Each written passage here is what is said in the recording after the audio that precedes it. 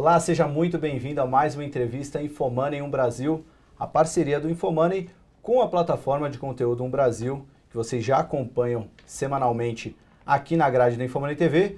E hoje vamos fazer a terceira entrevista ao vivo dessa parceria muito bacana do Infomoney com o Brasil. E recebemos hoje no estúdio aqui da Infomoney TV o professor Sérgio Lazzarini, ele que é professor do INSPER, um dos grandes especialistas quando o assunto é relação entre empresas e setor público. Esse tem sido o tema principal dos seus últimos 2 livros, O Capitalismo de Laços e o Reinventando o Capitalismo de Estado. Quem vai me ajudar nessa missão de entrevistar o professor é a jornalista Érica Fraga, convidada da Brasil, que vai me ajudar nessa tarefa de falar de um assunto que é cada vez mais recorrente, nunca sai da moda, né? Ainda mais agora nesses dias recentes de tantas novidades envolvendo empresas que já foram ajudadas pelo BNDES, haja vista o nosso ex-homem mais rico do Brasil, Eike Batista, sendo preso nessa semana. Bom, antes de passar a primeira pergunta para a Érica, só fazer uma apresentação sobre o professor. No livro Capitalismo de Laços, lançado em 2010, o Lazzarini cruzou 20 mil dados estatísticos de 804 empresas para mostrar que BNDES e fundos de pensão de estatais viram sua participação nas grandes empresas saltar de 14% para 19% entre 96 e 2009, contrariando uma expectativa de diminuição do Estado na economia, já que nesse período a gente teve um avanço das privatizações e dos IPOs no Brasil. A conclusão não foi apenas que as privatizações não diminuíram a participação do Estado, mas que também o novo modelo de ramificação das pequenas fatias em muitas empresas pode ter dado ainda mais poder ao Estado no Brasil. Já no livro Reinventando o Capitalismo do Estado, lançado em 2014, o Lazzarini mostrou como os governos Lula e Dilma aprofundaram a intimidade entre o dinheiro público e as empresas privadas, abrindo mais as torneiras do financiamento e privilegiando empresas e setores. Bom, feita essa introdução, Érica, primeiramente, seja muito bem-vinda ao Infomoney Brasil. Obrigada, e pode fazer as honras com a primeira pergunta do professor. Obrigada. Boa tarde. Boa tarde. Professor, boa tarde. Obrigada por estar aqui hoje conosco. Eu que agradeço. Como o Thiago falou, esse tema entre setor público e privado, entre governos e empresas, ele insiste em não sair da moda, né, no Brasil. Mas não com uma conotação positiva, né? Como acho que poderia ser. A conotação tem sido cada vez mais negativa, como o senhor mostrou nos seus 2 livros que o Thiago mencionou. Essa proximidade crescente, acho que talvez a falta de uma regulamentação adequada disso está por trás de eventos aí muito negativos para o país, para a economia, que a gente tem visto aí nos últimos anos, quebra de grandes empresas como as empresas do Grupo X, a Oi, a própria Operação Lava Jato. O que eu queria perguntar ao senhor, assim, já não deveria ter acendido, toda essa situação já não deveria ter levado a uma reforma desse sistema? Quão profunda ela deveria ser? E o senhor vê algum passo nessa direção? Olha, de fato, a gente já vem falando essas coisas há muito tempo. E a sensação é que, pelo menos a minha sensação, por exemplo, quando eu estava entrevistando empresários para escrever O Capitalismo de Laços, isso lá para 2010, é que meio entrava por um ouvido e saia por outro, porque eram relações que eram benéficas, assim, sendo muito franco. Então, eu chegava, por exemplo, naquela época para conversar com alguns empresários, falando, olha só, nós estamos achando que o BNDES se expandiu bastante, você tem esses aportes de fundos de pensão, você tem intervenções do governo, o que você está achando disso? A resposta que eu recebia era assim, olha, no Brasil a gente precisa. No Brasil a gente não tem mercado de capitais desenvolvido, a gente não tem nada, então a gente precisa de um governo mais forte.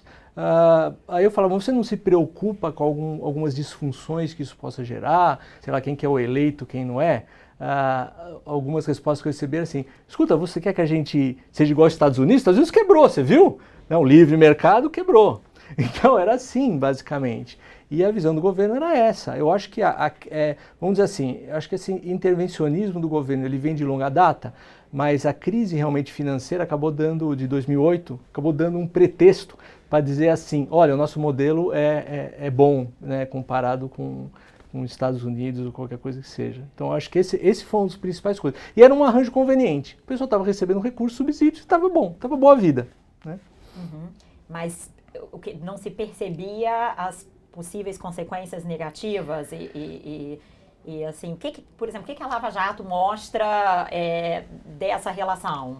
Olha, eu acho que o argumento na época, e até técnicos, por exemplo, do BNDES, produziam estudos dizendo coisas desse tipo, assim. Olha, nós estamos expandindo o BNDES e nós estamos, por exemplo, captando do Tesouro que está se endividando, mas, no final das contas, esses desembolsos vão gerar investimento. Se eles vão gerar investimento, eles vão gerar tributos. Se eles vão gerar tributos, vai compensar o aumento da dívida. Né? Foram escritos textos sobre isso. E esse era um grande argumento que você ouvia. E era um argumento muito conveniente, porque tanto o empresário, o formulador de política, os políticos que distribuíam, que ajudavam a distribuir esses recursos, estavam uma maravilha, né? Então, para eles, estava ótimo. A festa rolando, o uísque a rodo, estava ótimo. Né? Mas esse modelo parece que já caminhava para o fracasso, de talvez poderia ter algum problema. Mas foi um pouco assustador a velocidade com que isso aconteceu, foi até surpreendente para você, da maneira que o Brasil saiu de um estágio de uma economia pujante, todo mundo muito eufórico, para uma recessão extremamente bem profunda, né? Não, eu achava que esses problemas talvez iam vir um pouco antes, até antes da eleição, da segunda eleição da Dilma. Eu particularmente, quer dizer, o Brasil, o governo acabou dando uns cavalos de pau, como se fala, né? Conseguindo postergar algumas coisas. E o engraçado é que realmente, acho que o setor privado não se atinou muito de como que estava essa dinâmica evoluindo, né? É típico, né? Assim, é típico. As pessoas não veem, elas estão meio inebriadas por uma situação. Pessoas diziam, olha, o Brasil mudou, o Brasil criou uma classe média, o Brasil tem a sua dinâmica interna, vamos em frente, é isso, né? Ah, mas precisamos reformar o país. Esquece! Né? Ah, quando a gente quer reformar o país para, vamos tocar em frente, nós estamos indo bem. Então é por aí, né? Você gera essa dinâmica. Então eu esperava que talvez viesse antes, acabou vindo um pouco depois, acabou sendo sustentável e veio muito forte, né? Infelizmente. Esse senso de urgência de reformar, o senhor acha que foi despertado agora? Agora eu creio que sim. Mas vê passos na direção de reformar, de fato, de mudar, de criar regras, aumentar a transparência na relação, criar condições para você ter mais competição em licitações, esses pontos todos que o senhor aborda nos seus livros, assim, o senhor vê algum progresso nessa direção? Olha, eu vejo que tem avanços, acho que são bem aquém do que eu gostaria, pessoalmente. Mas, por exemplo, você teve a aprovação da lei das estatais. Assim, ela foi uma lei que, na nossa opinião, nós até participamos de algumas discussões, ela acabou ficando um pouco monstrenga. Ela colocou muitas coisas, em vez de focar no essencial. O que era essencial ali? Proibir indicações políticas e, principalmente, proibir a participação de ministros, chefes de estados nas estatais. Isso é um desastre. O cara vai lá, ele vai querer usar a estatal para controle de inflação, política industrial, assim, é horroroso, né? Então, por exemplo, essa parte da lei é o core, na minha opinião, da lei, podia ser só isso, tá certo? E tirar todo o resto. É uma coisa importante. Você já vê, já está acontecendo aí algumas limitações. Teve aí uma discussão sobre Itaipu, né, indicação, mas assim, eu acho que já se criou uma dinâmica. A mudança do BNDES também foi muito importante, né? Onde você tem novas políticas, uma nova orientação, que eu acho que foi resultado de você trocar o corpo diretivo, principalmente, para botar pessoas, vamos dizer assim, com uma formação técnica um pouco mais apropriada, né, para o momento que a gente está. Eu acho que tem outras medidas que a gente precisaria caminhar que não estão caminhando muito. Por exemplo, reforço de agências reguladoras. A gente precisava urgentemente de um projeto de lei nessa linha. O governo está segurando, represando e fazendo mudanças, né, em ideias que já existiam. Então, mas eu acho que tem sinais indo em uma direção positiva, institucional, né? Até indo em linha com essa mudança que você citou, queria saber, embora tenha sido aquém do que você esperava, a gente viu o BNDES agora tocado pela Maria Silvia Bastos, a Petrobras com o Pedro Parente, todas essas mudanças. Não passa uma sensação, embora seja aquém do esperado, de que agora a gente vai ter um aprendizado com os erros do passado? Olha, o crucial é a gente criar uma condição institucional para evitar, vamos dizer assim, retrocessos. E mesmo países que têm instituições médias como os Estados Unidos podem haver retrocessos como a gente está vendo. Então é sempre tudo muito difícil. A gente não pode garantir que a presença de determinadas pessoas que estão fazendo um bom trabalho atualmente, isso vai ser perpétuo, né? Assim, o sistema político ele é muito poderoso e ele é muito cíclico, ele vai variando, a gente não sabe quem que vai aparecer, pessoa populista. Como é que a gente evita isso? A gente não, vamos dizer, a gente não reduz o risco de populismo e de disfunções a 0%, mas a gente precisa, a forma de fazer isso, que vários países fazem, é criar travas institucionais, né? Ou chamados freios e contrapesos. Que é você, assim, você quer intervir, tem que falar com 1.200 pessoas antes de você conseguir, né? Então, por exemplo, a Dilma queria controlar o preço da gasolina. Não, se tivesse uma agência reguladora forte, ia falar não, negativo, não, né? Ou uma CVM, né, forte, ia falar, olha, você está prejudicando os acionistas minoritários, e assim por diante. Então, você precisa ter condições institucionais que inibam, vamos dizer, retrocesso. Eu acho que a lei das estatais, nesse sentido, de você evitar a indicação política, que não resolve 100%, né? Uhum. Porque vários dos indiciados na Lava Jato não eram políticos, né? Mas já ajuda. Eu acho que isso ajuda. Eu acho que tem que ter avanços na linha que eu disse, né? Ações de reforço das agências, de garantir independência. Tem um projeto de fundos de pensão similar ao das estatais, foi aprovado no Senado, mas ele parou, ele deveria ir para a Câmara e começar a tramitar. Tem agora discussões no Congresso sobre regulamentação do lobby, muito importante, na minha opinião, importantíssimo. Então vai ter, eu acho que a gente tem que ir caminhando nessa linha, né, de criar essas travas institucionais para evitar futuras intervenções. Mas zerar a gente não vai conseguir, ninguém consegue ver os Estados Unidos, né? Uhum. Aline, desculpa se essa pergunta for um pouco assim, sociológica, antropológica, fugir um pouco da sua área, assim, mas tem algum aspecto cultural que você acha que dificulte a adoção desses mecanismos de freios e contrapesos? Eu já ouvi argumentos de especialistas, por exemplo, acho que os que têm uma visão mais pessimista, falando, olha, a gente já tinha tido antes, por exemplo, o mensalão, talvez foi também um escândalo de grandes proporções e os problemas, né, tanto do setor político quanto privado, pelo visto, não pararam de acontecer. Assim, você tem uma visão mais negativa ou mais positiva de que aos poucos a gente chega lá? Acho que os fatores culturais são importantes, eles dão um ponto de partida onde uma sociedade vai, mas acho que o crucial são os incentivos. Eu tenho uma formação um pouco mais econômica, eu acredito em incentivos, certo? Quando você vê um Ike Batista indo para a cadeia com o cabelo raspado, para mim foi chocante, certo? O Ike Batista é protagonista do Capitalismo de Laços, o Capitalismo começa contando a história do Ike. Para mim foi chocante, falei, caramba, pô, assim, eu acho que à medida que essas coisas vão acontecendo, que o cara percebe uma elevada probabilidade de punição, né? Primeiro, uma elevada probabilidade de ser pego, de punição, a coisa começa a mudar. Os órgãos de controle se fortaleceram muito. Eu acho que até o ponto de que, assim, tá ficando tudo muito difícil até fazer negócio, porque tá tudo travado, tudo trava. Se você fazer uma concessão, uma parceria público-privada, vai travar porque tem um negócio ambiental XYZ, um detalhezinho ali. Vai travar porque... Então, acho que a gente chegou numa situação que os órgãos de controle estão mais ativos, né? Então, a probabilidade de você ser pego, a forma de monitoramento melhorou, né? Tecnologias de informação e principalmente essa questão da punição. Isso é fundamental, né? É isso fundamental que você tem que ter para você ir gerando uma transformação institucional, né?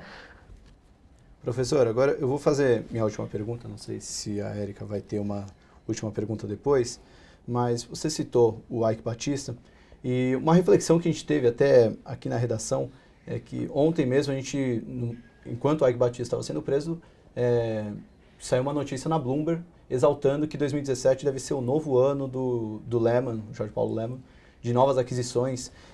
São dois personagens do capitalismo brasileiro que seguiram caminhos completamente diferentes. Sim. O que explica essa mudança de cultura mesmo, uma mudança tão quase que antagônica de dois personagens saindo do mesmo lugar?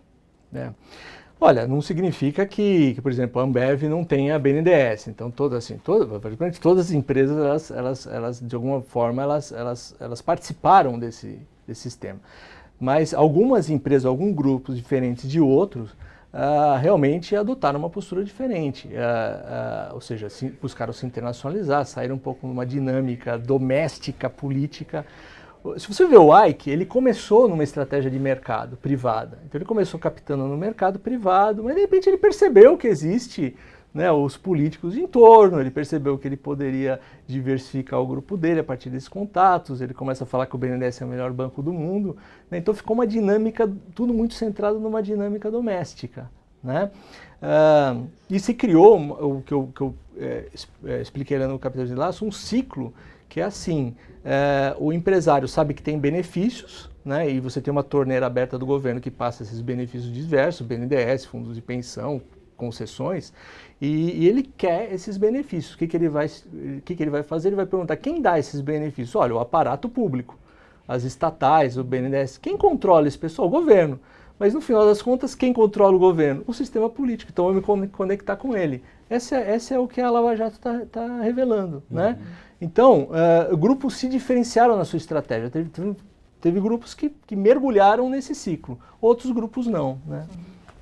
Agora, assim, acho que caminhando para o fim da conversa, talvez fosse interessante, assim, você explicar um pouco para as pessoas, assim, como que deveria ser essa relação entre o setor público e privado, porque também não é que ela não deveria existir, né? Ela pode ser muito produtiva e benéfica para a economia, certo? Assim, como deveria ser o formato disso, dessa relação? Eu fiquei 2 meses agora na Inglaterra, né? Também conversando com bastante gente lá. Eu acho que, bom, apesar também dos vários tropeços lá do Brexit, etc., eu acho que eles realmente estão na fronteira. Eu acho que tem que ter o seguinte, você tem que ter um setor público muito competente, inclusive que saiba dialogar com o setor privado, tá?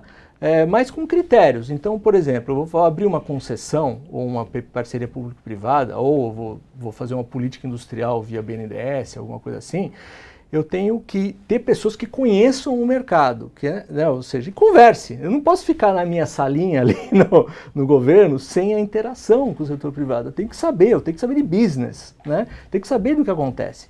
Só que o diabo é que essas relações podem começar a ficar disfuncionais. O que você precisa fazer? Colocar critérios, avaliação de impacto, transparência, medir as coisas, né? Ou seja, o que o BNDES vai fazer agora? Depois de tanta insistência, de tanto falar, tanta gente falar, agora realmente vai se falar o seguinte, olha, cada projeto vai ter a sua avaliação de impacto, eu tenho que saber o que a empresa XYZ fez, né? O que ela gerou, né? Mas cuidado na seleção de quem vai avaliar esse impacto, porque isso também pode ser... Isso. E nesse campo o mundo inteiro tá aprendendo, tá? O mundo inteiro. Então, assim, como é que são as avaliações de impacto, como é que você vai monitorar isso, tudo isso é um aprendizado mundial, mas tem que fazer, é uma coisa que a gente vai ter que entrar também.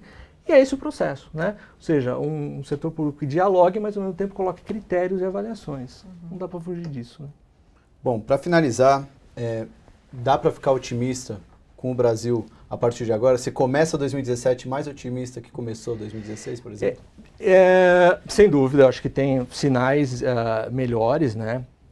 Acho que sem dúvida, acho que a Lava Jato é uma coisa muito importante, é uma tendência que eu acho que ela é muito forte, ela tem apoio popular muito forte, ela deve continuar. Vamos ver o que vai acontecer agora no Supremo, nas indicações, né, o que vai acontecer lá. Acho que é um ponto aí um pouco sensível que a gente precisa ver, mas acho que é um processo que continua, porque o apoio popular é muito forte. O que me preocupa em particular, que a gente precisa fazer um reajuste dos benefícios do setor público. Não tem jeito, né? Então tem a reforma da Previdência, os benefícios diversos vão ter que ser cortados, reduzidos e assim por diante. E aí o apoio popular tende a ser menor. Por quê? Porque o povo até fala o seguinte, olha, eu vou me sacrificar por causa desses caras que roubaram, então a Lava Jato até atrapalha um pouco aí, né? Porque ela gera um sinal de que o povo, eu vou me sacrificar por causa desses caras.